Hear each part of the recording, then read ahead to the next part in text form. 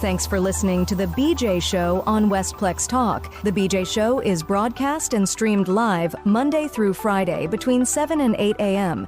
You can listen to replays of the show at bjshow.co or on YouTube at bjshow.video. Now it's back to Brad and John on Westplex Talk. No stairway. Denied. No stairway. You are denied. Okay, John, you're not going to believe this. This is earth-shattering news. I'm ready to have my socks knocked off. Okay. It's already starting to happen. Women have been accusing our new incoming president as a misogynist, as a sexual predator, and remember, even Mark Cuban said that he has nothing to do with strong-willed women because he intimidates them or they intimidate him, and he will have nothing to do with any kind of women who are intelligent people at all, right? Yeah, Brad, I already voted for him. You don't have to convince me. Okay, his first appointment is Susie Wiles. And what is the distinction that we can say about her? The first woman ever to be a chief of staff of a president, okay? Now, I have it on authority that what Trump is going to do to quell, you hardly ever use that word anymore, quell. I like that, quell. It's one letter away from what you use to write every day, Brad. Right. To quell the rumors that he's a misogynist and he hates women, he's going to have an all-woman cabinet. Ooh, I love that. And by cabinet, you mean people that hang out in a kitchen? No. John, don't be a misogynist. John. Yeah, that's right. I don't want to start today. Right, don't start today. Okay, he's going to have an all-woman cabinet. And the number 2 and number 3 cabinet appointments he's going to make, are you ready for this? I'm ready. Fonnie Willis and Letitia James. I love that. Some diversity right there, finally. Right, and then he's going to move on from there. So he's going to have Miss Wiles, Susie Wiles, who's going to be. And you know what? Someone told me this. I don't know if this is true or not. They say she's the daughter of Pat Summerall. Did you know this? No way. Are you serious? Does she have the same voice? That's what somebody said to me, because I remember someone saying, she's Pat Summerall. And for those of you who don't know who Pat Summerall was, I don't think Pat's with us anymore, is he? I think he's passed away, hasn't he? I don't know. Here, let me look him up real quick on Wikipedia. Pat was a very renowned athlete. I believe he was a college football star, a NFL football star, and then essentially he became a very prominent sports broadcaster, SUMM.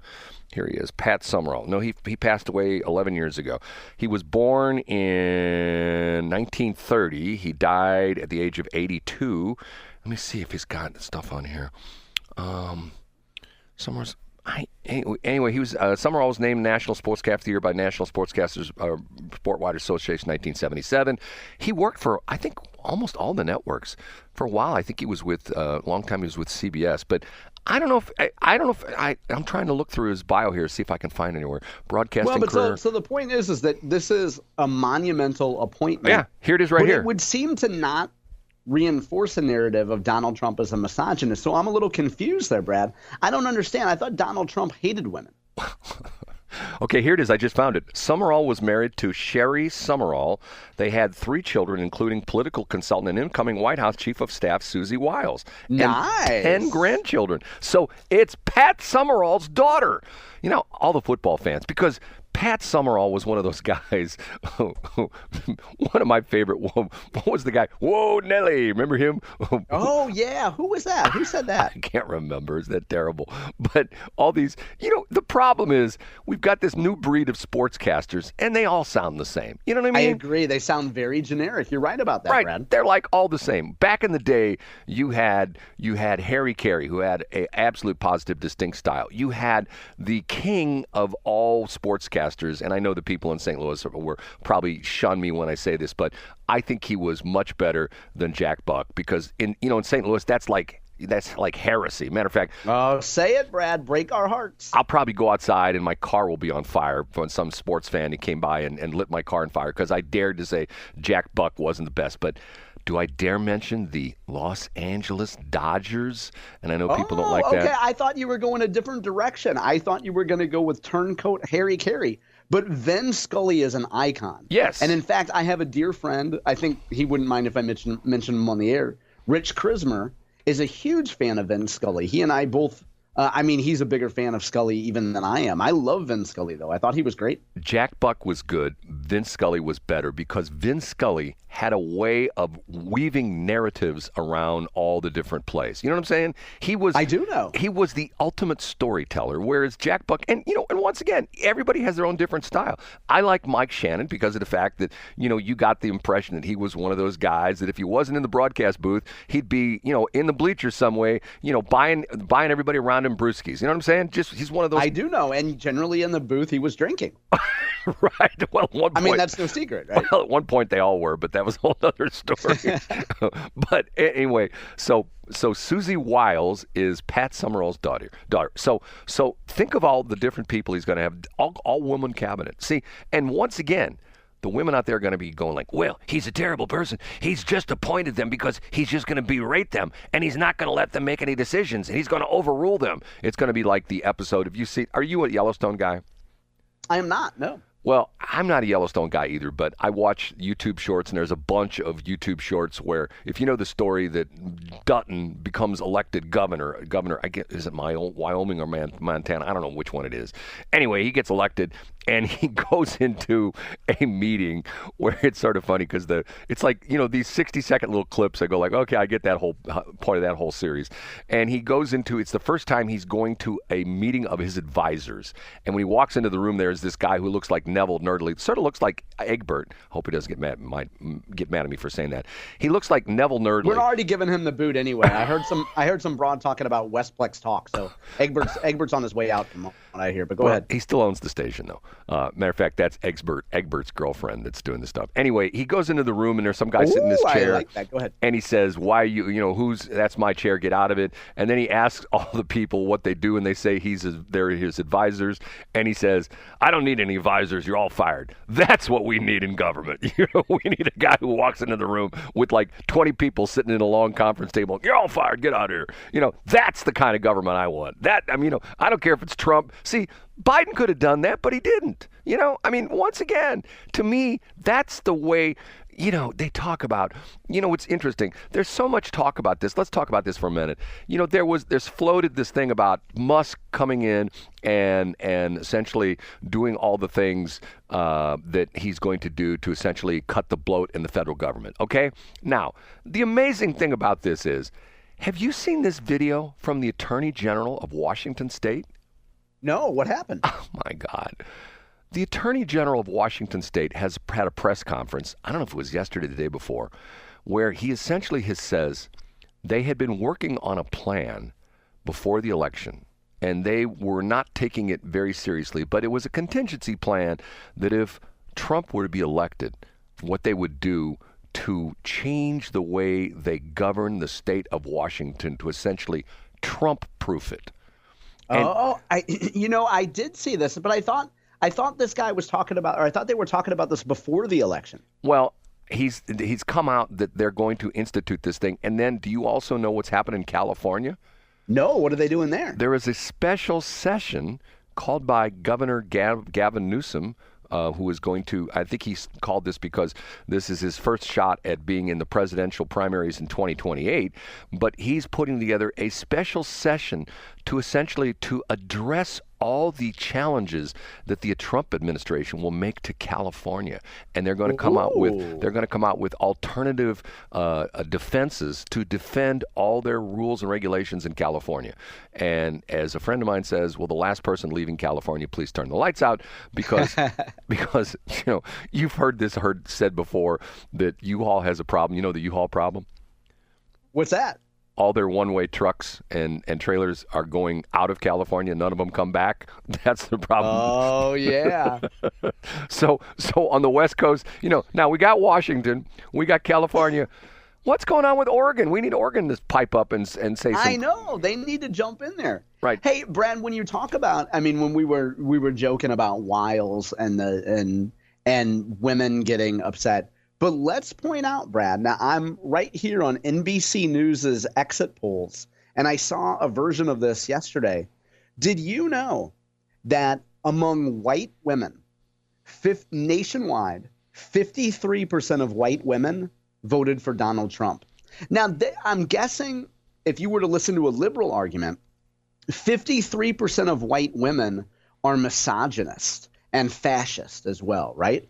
Well, and the other interesting thing is you're going to see this in weeks to come, where they really do the as the corporate term, they drill down into the numbers. Did you use that? Did you use that phrase in corporate? Let's drill down into the numbers. Yeah, and you've got to get out. You got to get out of the silo, John, and you got to drill down to get those corporate numbers. And we got to get down to brass tacks. Right. You got to grease the skids, and you got to take it up to see how fast the speed it takes till the front end starts to shimmy. You've heard that one before too?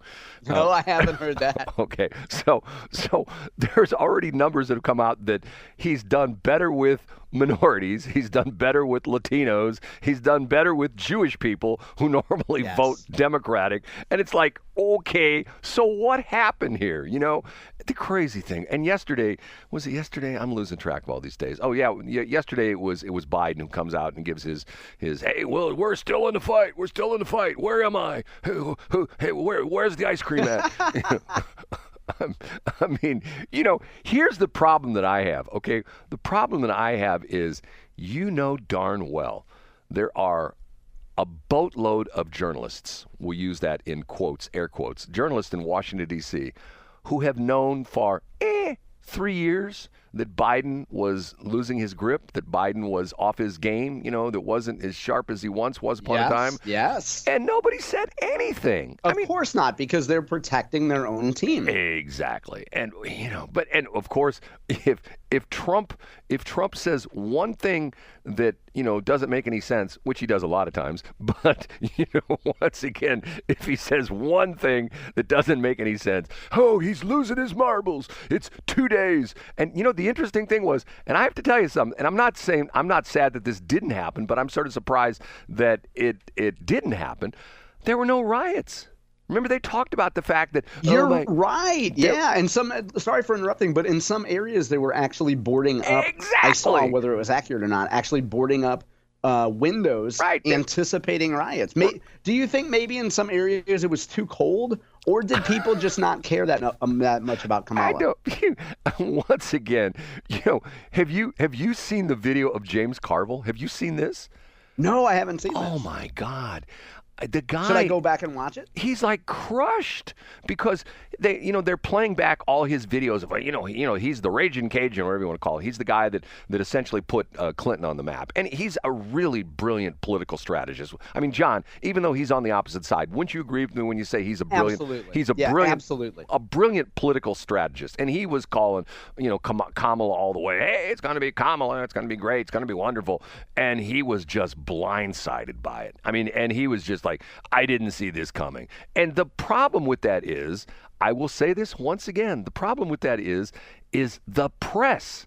The press did not report. I mean, if you go back and look at the crazy stuff, this is like, the whole election is almost like was the show Quincy MD? Remember where he was the pathologist? Oh yeah. What was Quincy? Quincy was it? Well, there was Dr. Quinn, Medicine Woman, and you might be thinking of Trapper John MD. No. There was the guy who was the pathologist, and he would be doing all the autopsies and people, and he'd figure out. Yeah, just Quincy, right? Yeah, wasn't it just Quincy? Quincy? Yeah, it was just Quincy. You're right. There's going to be the pathologists, the political pathologists are going to go back, and they're going to show us all the crazy stuff that was there right in front of us, but we didn't see. And one of the things that you and I pointed out, and I'm not trying to say that you and I are the sharpest tools in the shed. John is. I'm not. Matter of fact, when it comes to dull, I mean, I don't even have any kind of a edge to me at all. I am just flat on the edge. Take that, ladies. Anyway, there were so many signs, and the one that you and I talked about was in the last 2 weeks, Trump became very relaxed. Remember you and I talked about this? Yes, you're right, Brad. And he got to the point where he was just having fun, and he was just, enjoying himself and that kind of stuff. And what happened in the last 2 weeks of the election?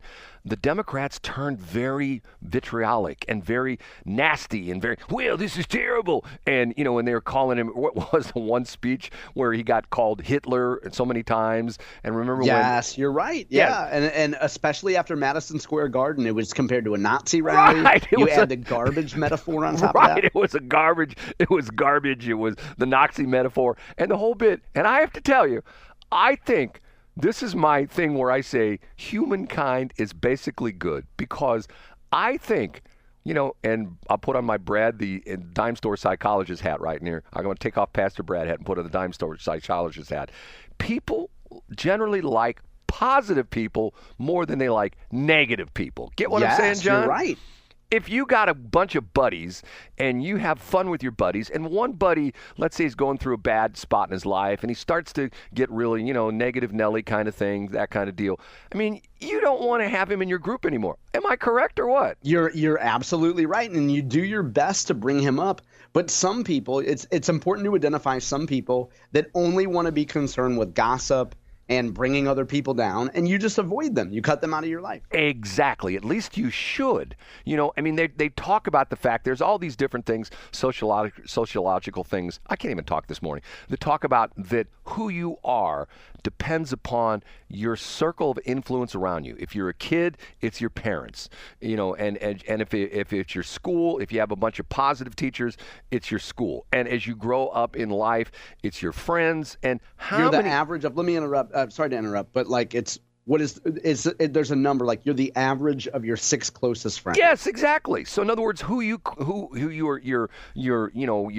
hive, or what you want to call it, the people around you are, and I really do believe that as the campaign got more negative, that people are going like, okay, enough. Yeah. We've had enough of this. We've had enough of people disparaging other people who happen to disagree with them. And look at the popular vote, Brad. And I think that's the thing that triggers liberals more than anything else this year, or some liberals, I should say, is not only was it an electoral college victory, but a popular vote victory. And again, what I love most, Brad, is that 53% of our beautiful white women voted for Donald Trump. Well, John, and to give you a perfect idea of this, and I'm not kidding what I'm about to say. I'm not kidding. I have received a death threat from a woman because of the fact that she says, I helped put Trump in the White House. Now, first of all, congratulations on your influence, Brad. Yeah, I'm thinking to myself, like I really had. Because does this person? I would ask this. I would cross-examine her, Brad, in the spirit of talking about litigation today. I would cross-examine her and say, number one, are you aware that Missouri voted for Donald Trump overwhelmingly? And number two, are you aware that Brad did not vote? I did not vote. And not only that, how many times leading up to the election have I said both candidates are bad? How many times did I say that? All the time, Brad. And John, reviewing, and I don't want to sound like I'm leading the witness. John, who I will still say, but who do I repeatedly say should be our president? Who is that, Warren? Who is that person? It's a tie between Tulsi Gabbard and Lauren Boebert. And you said that you would be willing to facilitate a special competition between the two of them. Right. Knives or guns. I think Lauren. Okay, I wouldn't go that direction. I think Lauren's always carrying a gun. But, remember she had that cafe where all the waitresses wore. Did you know that story? No, I don't. You didn't know that story? No, she owned a cafe? She owned a restaurant out wherever she in Colorado or something like that, and all the women were required to wear a gun on their hip. I'm gonna have to need some photographic evidence of this, Brad. I think I'm gonna need to go deep into your hard drive. Okay, John. And get some pictures. Next break, I'm going to pull up the story. Don't you remember that story? I don't remember it at all. It might be my age affecting me now, Brad. Well, or maybe it was just too tawdry for me, and I wouldn't want to dive into innuendo. But of course, we go back to the video of, and this is so funny, all the gun guys dissecting the hunting video with Tim Walz. You know this what I'm talking about? Yes, a man who clearly hadn't picked up a gun in how many years? And my old boss, Ron Grubbs, who put himself through college. It's sort of a sad story. His father was killed in the Korean War, and his uncle, Uncle Bob, and that really was his name, Uncle Bob. Uncle Bob was a contractor, and Uncle Bob essentially became the father figure in my ex-boss's life, Ron Grubbs. And Ron used to build houses, literally. He could swing a hammer and the whole bit. And he told us one day, he said that his Uncle Bob taught him something very important. When you hire a new carpenter, take a look at the truck and take a look at the tools. And if it's a brand new truck and the brand new tools, you don't want that guy. You want the guy who shows up in a beat up old truck with tool bags. And those of you in the carpentry industry know exactly what I'm talking about when I say bags, which is the tool belt. You want a guy that some of his tools are held together by are essentially by bubble gum and baling wire. By baling wire. You don't want the guy, and people are picking out the fact. Okay, he's got a brand new Benelli. What is it? A3000. I can't remember what it was, which is like a $3,000 shotgun, and he's got brand new camo on. Everything he's got is brand new, and yet he's a hunter. He goes out there and hunts all the time. Yeah, right. Yeah, well, he and Lucas will have a little bit more time now to go learn how to hunt, Brad. They should both go to that shooting range in Kansas City and see how close they can get before they get hit their own shrapnel. Okay, we have to take a break. Thanks for checking out the Brad and John Show podcast. This segment of the show is brought to you by John Combest's book, Stalking, Harassment, Internet Trolling, A Guide to Recovering and Rebuilding After Online Attacks. It's a great reference if you've ever been the unfortunate target of a social media attack. It's available on Amazon. Just search John Combest. That's Combest, John Combest, and the book will show up in your search results. Now it's time for another segment of the Brad and John Show. Can you handle it?